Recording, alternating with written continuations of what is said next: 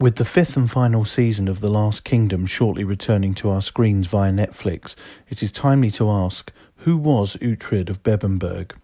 Well, it may surprise viewers to learn that the answer is somewhat complicated. Surely such a vivid hero was a real historical personality? Well, no. And yes.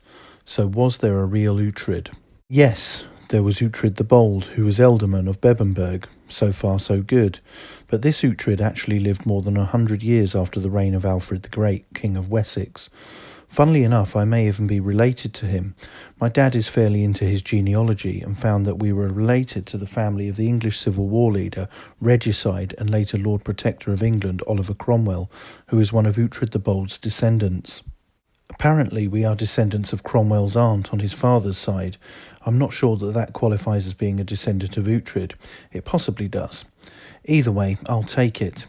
Anyway, back to Uhtred himself, who was Ealdorman of all of Northumbria from 1006 to 1016 when he was assassinated.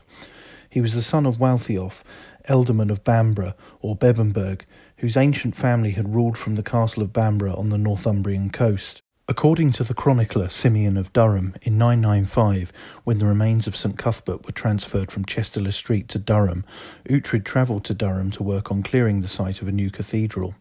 The holy place was founded by Aldan, the last bishop of Lindisfarne and the first of Durham.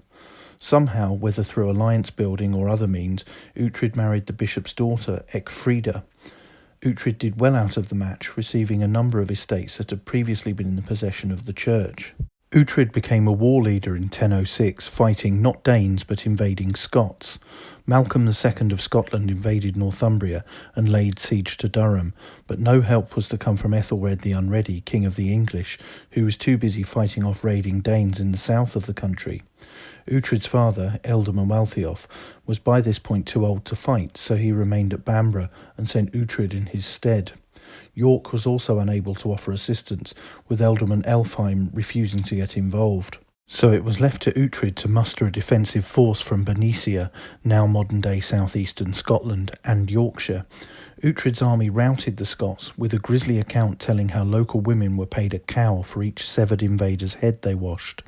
The heads were fixed on stakes on the walls of Durham, and, in recognition of his efforts, Uhtred was made Ealdorman of Bamborough by King Ethelred, despite Uhtred's father still being alive.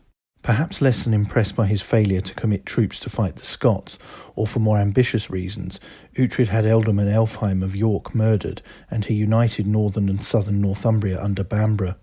Perhaps looking to consolidate power amongst the Danes of southern Northumbria, Uhtred's ruthless side was again demonstrated, as he dispensed with his wife Ecgfrida and made a more politic match. This time he wed Siga, daughter of Styr and son of Ulf. Styr was a wealthy citizen of York. Siga bore Uhtred 2 children, Adolf and Gospatrick. Invasion came again in 1013 when the Danish king Sweyn Forkbeard sailed up the Humber and Trent to Gainsborough. This time Uhtred did not attempt to repel the incursion, and he submitted to the Dane, along with all of Sweyn's northern English-based compatriots.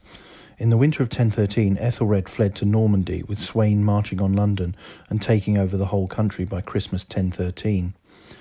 But his stunning success would be short-lived, as he only reigned for 5 weeks until his death on February 2nd, 1014. Uhtred transferred his allegiance back to Ethelred in time for his return from exile. This fleet-footed volte-face again served Uhtred well, as he married Ethelred's daughter Elgifu, but Uhtred's luck would eventually run out. In 1016, while campaigning with Ethelred's son Edmund Ironside in Cheshire, Sweyn's son Canute invaded Yorkshire. The incursion was too strong to resist, and so Uhtred fell back on the tried and trusted trick of just switching allegiance to Canute, who was proclaimed King of England.